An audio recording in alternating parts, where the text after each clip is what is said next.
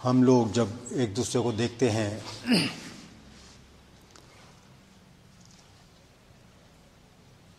तो हम लोगों के जो शरीर हैं साधारण रूप में एक जैसे नज़र आते हैं और किसी के अंदर भी यदि झांक कर देखा जाए तो अंदर एक ही खेल नज़र आता है कि हर मनुष्य विभिन्न प्रकार की वासनाओं को लेकर जीवन जी रहा है और उन्हीं वासनाओं की पूर्ति के लिए कर्म करने की सोच रहा है। उन कर्मों के फल को लेकर कोई खुश हो रहा है, कोई चिंतित है। इस प्रकार जीवन लीला हमारी चल रही है। परंतु सत्पुरुषों का जो शरीर है उनके अंदर कोई दूसरी लीला चलती है। वो सामर्थ्य, वो वस्तु हमारे अंदर भी मौजूद है, परंतु हमने संसारियों की नकल करके जीवन जिया है, इसलिए सदैव ही चिंताग्रस्त रहते हैं, सदैव ही मानसिक बेचैनी से घिरे रहते हैं। परंतु जो सत्पुरुष हैं उन्होंने कई जन्म, जब जब वो मनुष्य योनि में आए, उन्होंने ईश्वर की भक्ति की है, इस देह के अंदर ईश्वर की खोज की है। तो इसीलिए उनके अंदर क्या लीला चलती है जब वो खुद ही बयान करते हैं तभी उसका पता हमको लगता है। तो एक प्रसंग मैं आज आपको सुना रहा हूँ श्री रामकृष्ण परमहंस का। वो अपने अंदर की अवस्था का वर्णन खुद कर रहे हैं, जरा ध्यान से सुनें। वो कहते हैं, ऋषिकेश का साधु आया था। उसने मुझसे कहा, समाधियां 5 प्रकार की होती हैं। देखता हूं तुम्हें तो सभी समाधियां होती हैं। पिपीलिकावत, मीनवत, कपिवत, पक्षीवत, त्रियकवत। उस साधु ने तो रामकृष्ण परमहंस के अंदर की अवस्था जानकर ये सब बता दिया। अब रामकृष्ण परमहंस खुद अपनी अवस्था का बयान कर रहे हैं। कभी वायु चढ़कर चींटी की तरह सुरसुराया करती है, कभी समाधि अवस्था में भाव समुद्र के भीतर आत्मा रूपी मीन आनंद से क्रीड़ा करता है। तो 2 प्रकार की समाधि बताई गई थी, पिपीलिकावत और मीनवत। उसका वर्णन वो अपने अनुभव के आधार पर कर रहे हैं। कभी वायु चढ़कर चींटी की तरह सुरसुराया करती है, यह है पिपीलिकावत। कभी समाधि अवस्था में भाव समुद्र के भीतर आत्मा रूपी मीन अर्थात मछली आनंद से क्रीड़ा करता है। आगे कहते हैं, कभी करवट बदलकर पड़ा हुआ हूं, देखा महावायु बंदर की तरह मुझे ठेल कर आनंद करती है। मैं चुपचाप पड़ा रहता हूं, वही वायु एकाएक बंदर की तरह उछलकर सहस्रार में चढ़ जाती है, इसीलिए तो मैं उछलकर खड़ा हो जाता हूं। फिर कभी पक्षी की तरह इस डाल से उस डाल पर, उस डाल से इस डाल पर महावायु चढ़ती रहती है। जिस डाल पर बैठती है वह स्थान आग की तरह जान पड़ता है। कभी मूलाधार से स्वाधिष्ठान, स्वाधिष्ठान से हृदय, और इस तरह क्रमशः सिर में चढ़ती है। कभी महावायु की तिर्यक गति होती है, टेढ़ी मेढ़ी चाल। उसी तरह चलकर अंत में जब सिर में आती है तब समाधि होती है। ये जो महावायु की बात कर रहे हैं, इसी को कुंडलनी कहते हैं, इसी को काली भी कहते हैं। आगे वो कहते हैं, कुंडलनी के जागृत हुए बिना चैतन्य नहीं होता। कुंडलनी मूलाधार में रहती है। चैतन्य होने पर वह सुषुम्ना नाड़ी के भीतर से स्वाधिष्ठान, मणिपुर, इन सब का भेद करके अंत में मस्तक में पहुंचती है। इसे ही महावायु की गति कहते हैं। अंत में समाधि होती है। केवल पुस्तक पढ़ने से चैतन्य नहीं होता, उन्हें पुकारना चाहिए। व्याकुल होने पर कुल कुंडलिनी जागृत होती है। सुनकर या किताबें पढ़कर जो ज्ञान होता है उससे क्या होगा?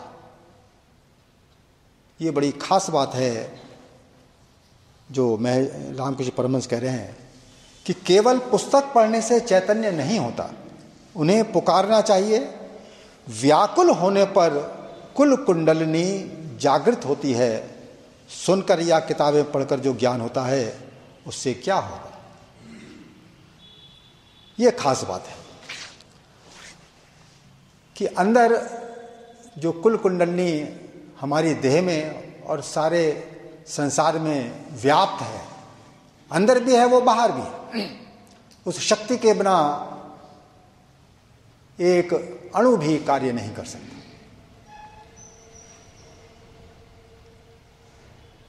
तो वो शक्ति जो सारे ब्रह्मांड को चला रही है, सारी प्रकृति को चला रही है, मेरी देह को भी चला रही है, वो शक्ति मेरी भी मालिक है, संसार की भी मालिक है। लेकिन उस शक्ति का मुझको कोई ख्याल नहीं। पैसे की शक्ति का मुझको ख्याल है, जो संसारी ज्ञान, किताबी ज्ञान है उसका मुझे ख्याल है, अपनी देह का मुझको ख्याल है, और जिनसे मेरा मोह है उनका मुझे ख्याल है। जो शक्ति मेरी देह की मालिक है, मेरे संसार की मालिक है, उसकी मुझको याद तक नहीं आती। क्यों याद नहीं आती? क्योंकि वो शक्ति निर्वास है, और मेरे मन की जो शक्ति है वो वासना पर आधारित है।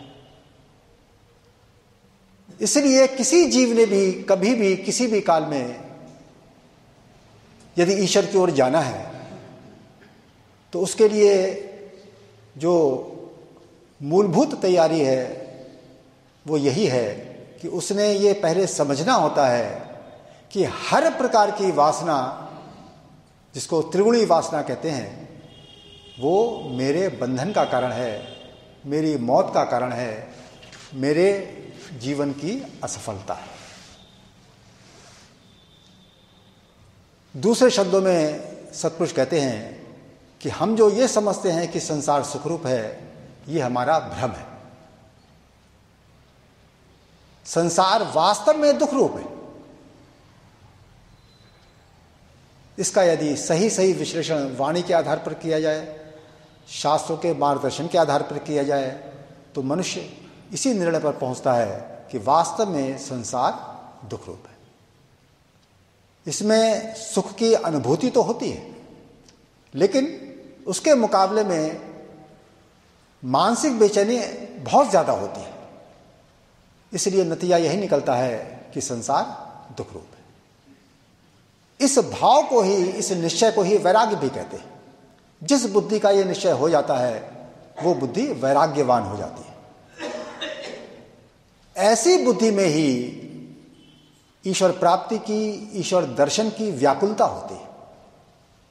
उस व्याकुलता को लिए हुए जब ये किसी गुरु की, किसी शास्त्र की बातों को स्वीकार करता है, उसके अनुसार जब चलने का प्रयास करता है, उसके अनुसार ईश्वर की भक्ति शुरू करता है, तब एक दिन उसकी ऐसी अवस्था आती है जिसके बारे में ये रामकृष्ण परमहंस कहते हैं कि उन्हें पुकारना चाहिए।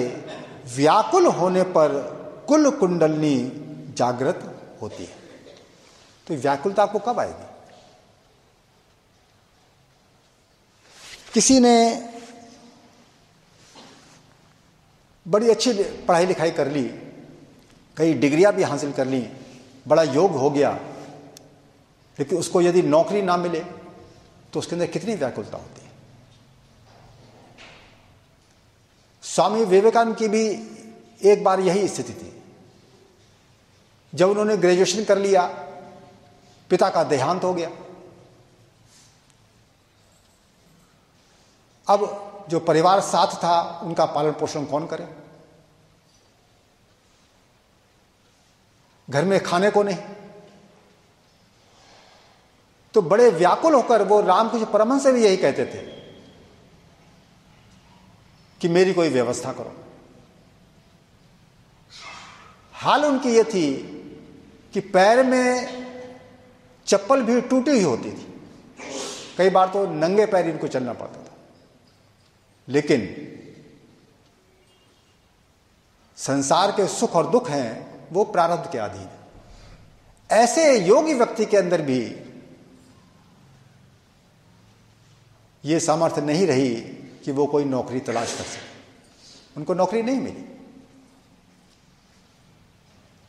बड़ी मुश्किल से किसी प्रकार उनका गुजारा होता था। तो जिस प्रकार घर में पैसा नहीं है, घर में खाने का कष्ट है, तो कितनी व्याकुलता है नौकरी के लिए। इसी प्रकार जब संसार की असारता का इस जीव को एहसास होता है, तब ये ईश्वर प्राप्ति के लिए भी व्याकुल होता है, ईश्वर की याद के लिए भी व्याकुल होता है। उस व्याकुलता के साथ जब ये ईश्वर का सिमरन करता है तो वो दिन फिर दूर नहीं रहता जब इसके अंदर वो जो चैतन्य शक्ति है, जिसमें चेतना है, जो इस देह की रक्षा करती है, इस देह का पालन करती है, उसी का नाम नाद है, उसी का नाम कुंडलनी है, उसी का नाम महाकाली है। वो मेरे जीवन की वास्तविकता है। वो शक्ति मेरे अनुभव में आ सकती है, लेकिन मुझको उसकी जरूरत ही महसूस नहीं होती। जब मैं उसके लिए व्याकुल होता हूं तो फिर वो शांत नहीं रहती। वो फिर जो है, जिसको कहते हैं ये कि मूलाधार चक्र को कहते हैं कुंडलनी मूलाधार में रहती है। चैतन्य होने पर वो सुषुम्ना नाड़ी के भीतर से स्वादिष्ठान, मणिपुर, इन सब का भेद करके अंत में मस्तक में पहुंचती है। इसे ही महावायु की गति कहते हैं। अंत में समाधि होती है। तो समाधि वो स्थिति है जहां वासना का सर्वनाश हो जाता है, मन वासना रहित हो जाता है, और ऐसे मन के अंदर इसको पवित्र मन कहते हैं। ऐसे मन के अंदर फिर वो समाधि का जो ईश्वर आनंद है वो प्रकट होता है। तो जीव को जब उस आनंद सागर का अनुभव होता है तब पता लगता है कि ये सारी वाणी, सारे शास्त्र, सारे सत्पुरुष क्या कह रहे थे। तो इसीलिए महाराज जी ने परिभाषा की कि समता को ही धर्म कहते हैं। ये जो सम हालत है, जिसको समाधि कहते हैं, यही धर्म है। इस धर्म में स्थित होने के लिए, इसको जीवन में धारण करने के लिए मनुष्य को वैराग्य भाव सबसे पहले अपनाना पड़ता है। और वैराग्य भाव को ही कहते हैं सत असत का विवेक, कि संसार असत है अर्थात झूठ है। झूठ क्यों है? क्योंकि मैं इसमें सुख की तलाश कर रहा हूं जो वस्तु इसमें है ही नहीं। संसार में बेचैनी है। संसार में बड़े बड़े राजा हो गए, बड़े बड़े योद्धा हो गए, लेकिन सारा इतिहास उठा के देख लिए, कभी किसी को चैन मिला क्या? किसी को चैन नहीं मिला। सभी बेचैन होकर संसार से विदा हुए। यदि चैन किसी को मिला तो उसी को मिला जिसने समाधि का आनंद प्राप्त किया। और समाधि का आनंद केवल उसी ने प्राप्त किया जिसने इस देह के रहते, वक्त रहते, इस रहस्य को समझ लिया कि संसार में सुख की तलाश करना यह मूर्खता है। इस देह के अंदर आनंद रूपी ईश्वर की तलाश करना यह विवेक है। तो इसीलिए जितने भी शास्त्र हैं उनसे एक ही चीज सीखी जाती है कि हमने जो संसारी जीवन की जो चाल है, जो हमने सीखी है, ये चाल हमारी ठीक नहीं है। इस संसार में रहते हुए, इस संसार के कार्य करते हुए मुझको कैसा जीवन व्यतीत करना चाहिए, ये सत्पुरुषों को सिखाते हैं। और जब तक उनसे ये बात नहीं सीखते, तब तक संसार में अच्छे से अच्छे कर्म भी हम क्यों ना कर लें, परिवार का ठीक प्रकार से लालन पालन भी क्यों ना कर लें, देशभक्ति भी क्यों ना कर लें, परंतु हर चीज हमारी वासना युक्त होती है, हमको बेचैन करती है। चैन हमको किसी भी हालत में कभी भी प्राप्त नहीं हो सकता। चैन यदि कहीं है तो इस देह के अंदर जो चेतन सत्ता मौजूद है, जिसका अनुभव इस मनुष्य को नाद या कुंडली के रूप में होता है, उसके अनुभव के लिए ही जितने भी गुरु हैं वो कहते हैं कि सिमरन करो। उनके मंत्र का, उनके मार्गदर्शन के अनुसार जब ये जीव सिमरन करता है सही रूप में, इस वैराग्य भाव को लेकर, सिमरन तो हम भी करते हैं लेकिन हमारे अंदर वैराग्य भाव नहीं होता। संसार के लक्ष्य हमारे निर्धारित हैं, अपनी वासना की पूर्ति के लिए हम संसार के कर्म करते हैं और वासना हमारा पीछा नहीं छोड़ती। ये भाव दृढ़ होता ही नहीं कि संसार में सुख नहीं है, संसार में बेचैनी है। तो इस भाव के दृढ़ ना होने के कारण हमसे बार बार ये कहा जाता है कि सत्पुरुषों की बात को गहराई से पढ़ने की कोशिश करो, उनके विचारों को श्रवण करने की कोशिश करो, ताकि ये वैराग्य भाव आपके अंदर दृढ़ हो जाए। लेकिन ये दोनों बातें होने पर भी यदि मैं मनन करने को तैयार नहीं हूं, मनन करने का मतलब होता है इन बातों पर गहराई से विचार करने को तैयार नहीं हूं, तो 1000 बार भी सुनने के बाद, 1000 बार भी पढ़ने के बाद मेरी धारणा ये बन नहीं पाती कि संसार दुख रूप है। और जब तक आपके अंदर ये भाव दृढ़ नहीं होता, सिमरन में सफलता आपको नहीं मिल सकती। क्यों नहीं मिल सकती? क्योंकि आपके अंदर ईश्वर प्राप्ति की, ईश्वर की याद के लिए व्याकुलता पैदा नहीं हो पाती। और यहां रामकृष्ण परमहंस साफ साफ कह रहे हैं कि केवल पुस्तक पढ़ने से चैतन्य नहीं होता। चैतन्य का मतलब उस चेतन सत्ता का अंदर अनुभव नहीं होता। उन्हें पुकारना चाहिए, व्याकुल होने पर कुल कुंडलनी जागृत होती है। अर्थात कुल कुंडलनी सो नहीं रही है, अपने आप में तो वो जागृत है, अपने आप में तो वो मेरी देह का, संसार का पालन कर रही है, लेकिन मुझको उसका अनुभव नहीं है। तो मुझको जब अनुभव होता है, उस स्थिति को ही कहते हैं कि व्याकुल होने पर कुल कुंडलनी जागृत होती है। आगे वो कहते हैं, जब ये अवस्था हुई उससे ठीक पहले मुझे दिखलाया गया किस तरह कुंडलनी शक्ति के जागृत होने पर क्रमशः सब पद्म खिलने लगे और फिर समाधि हुई। ये बड़ी गुप्त बात है। मैंने देखा बिल्कुल मेरी तरह का 22-23 साल का एक युवक सुषुम्ना नाड़ी के भीतर जाकर जिह्वा के द्वारा योनि रूप पद्मों के साथ रमण कर रहा है। पहले गुह्य अर्थात गुदा, लिंग और नाभि, चतुर्दल, षड्दल और दशदल पद्म, पहले ये सब अधोमुख थे, अर्थात इनके मुख नीचे की ओर थे। फिर वे ऊर्ध्व मुख हो गए। जब वो हृदय में आया, मुझे खूब याद है, जीभ से रमण करने के बाद 12 दल अधोमुख पद्म ऊर्ध्व मुख होकर खिल गया। फिर कंठ में 16 दल और कपाल में 2 दल पद्म के खुलने के बाद सिर में सहस्त्र दल पद्म प्रस्फुटित हो गया। तभी से मेरी ये अवस्था है। अब देखिए, जितने भी सत्पुरुष होते हैं, अंदर के अनुभव उनके भिन्न प्रकार के होते हैं, लेकिन जो कुंडलनी की गति है वो एक समान होती है। उसका मार्ग निश्चित है। अभी 5 प्रकार की समाधि की बात रामकृष्ण परमहंस ने खुद की। ये 5 प्रकार की समाधि में विभिन्न प्रकार के अंदर अनुभव हैं। एक बार महर्षि रमण से किसी ने पूछा, महर्षि एक चीज बताइए, जो ज्ञान मार्ग से चलता है, कोई योग मार्ग से चलता है, कोई भक्ति मार्ग से चलता है, इसमें अंदर कुंडलिनी की क्या स्थिति होती है? तो उन्होंने कहा, किसी भी मार्ग से चलो, अंदर कुंडलिनी की गति एक समान होती है। अर्थात अंदर के अनुभव सारे ऋषियों के, सारे सत्पुरुषों के समान हुआ करते हैं। बाहर से उनकी बातें भिन्न प्रकार की होती हैं, शारीरिक जीवन भिन्न प्रकार का होता है,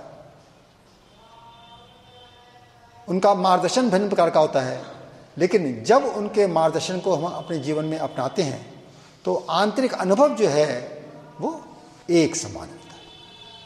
आंतरिक उन्नति जो है वो एक समान होती है, उसमें कोई भेद नहीं। इसीलिए ऋषियों की बात बार बार पढ़नी पड़ती है, क्योंकि हमारे अंदर जो मन में धारणाएं हैं वो तरह तरह की किताबें पढ़कर तरह तरह की धारणाएं हम अपने जीवन में धारण कर लेते हैं। परंतु एक बात सामान्य है कि जब तक आपके मन में ईश्वर के लिए व्याकुलता नहीं होती, तब तक अंदर ईश्वर का दर्शन आपको, ईश्वर का अनुभव आपको नहीं हो सकता। जब समाधि की बात आती है तो हम भी बड़ी आशा करते हैं कि हमको भी समाधि हो जाए,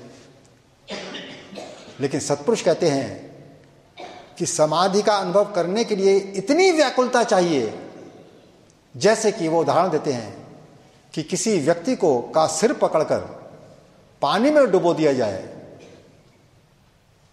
तो उसको श्वास नहीं आती। उसके अंदर श्वास लेने की कितनी व्याकुलता होती है कि अब मरा कि अब मरा। तो जिसकी समाधि हालत होने वाली होती है उसके अंदर भी इसी प्रकार की व्याकुलता होती है। संसार की बढ़िया से बढ़िया वस्तु,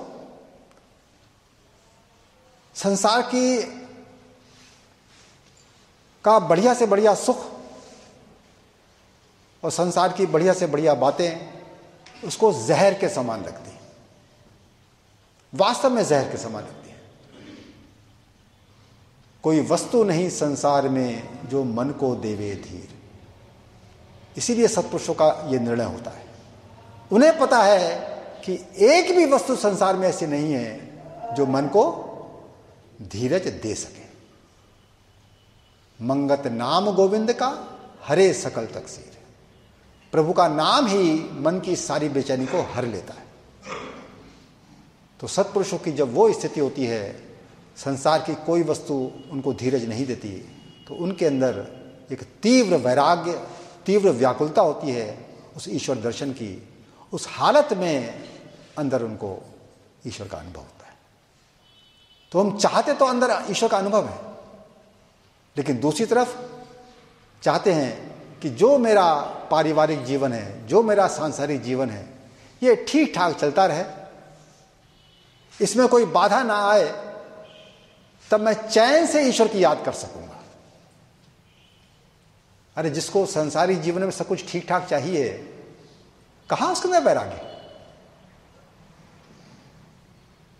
वैराग्य तो गायब है। जिसको संसार ठीक चाहिए, याद रखिए उसका वैराग्य गायब है। क्योंकि सत्पुरुषों का तो निर्णय यही है, ये संसार प्रकृति है और प्रकृति 3 गुणों से युक्त है, सतोगुण, रजोगुण, तमोगुण। और इन 3 गुणों में निरंतर परिवर्तन होता रहता है। तो इसका मतलब हो गया कि डिस्टरबेंस का दूसरा नाम संसार है। यहां हर चीज चंचलता को लिए हुए विचर रही है। तो इस चंचलता में, इस परिवर्तनशील नाशवान संसार में मैं सब चीज ठीक ठाक चाहता हूं, तो इसका मतलब मेरे अंदर बुद्धि है ही नहीं। बुद्धि का मतलब संसारी बुद्धि तो है, लेकिन सतबुद्धि नहीं है। जिसके अंदर सतबुद्धि होगी उसका पक्का निश्चय होगा कि संसार कभी भी ठीक नहीं चल सकता। अर्थात मेरा जो संसार है, मेरी जहां तक पहुंच है, मेरा जहां तक अनुभव है, संसार मेरा कभी भी ठीक नहीं चल सकता। इसलिए इसमें समय व्यतीत करना, ऐसे संसार के लिए जीना, इससे बड़ी मूर्खता भी कोई नहीं हो सकती। तो जिस मनुष्य के अंदर भी सतबुद्धि है वो ईश्वर के लिए जीता है और संसार को प्रारब्ध के अधीन जानता है। इसलिए वो कहता है कि संसार तो ईश्वर ही चला रहा है, मैं मेरी देह के संसार का संचालन मेरा अंतर्यामी ईश्वर कर रहा है, तो मैंने उसके हुक्म में रहते हुए संसारी कर्म करने हैं। संसार में चाहे व्यापार कर रहा हूं, चाहे मैं नौकरी कर रहा हूं, चाहे परिवार का पालन कर रहा हूं, जो कुछ भी कर्म है मेरे आगे, तो मैं उसकी आज्ञा में नहीं जीता, मैं वासना की आज्ञा में जीता हूं। जैसा मेरा मन कहता है, जैसा मेरा स्वभाव है, उसके अनुसार मैं जीने की कोशिश करता हूं और चाहता हूं मुझको चैन मिल जाए, जीवन मेरा सफल हो जाए। तो ये जो मेरी गलत धारणा है, इसका नतीजा क्या निकलता है? सारा जीवन जीने के पश्चात भी जीवन का एक ही निर्णय मुझे मेरी निगाह में सामने आता है, वो क्या है कि जीवन का फेलियर।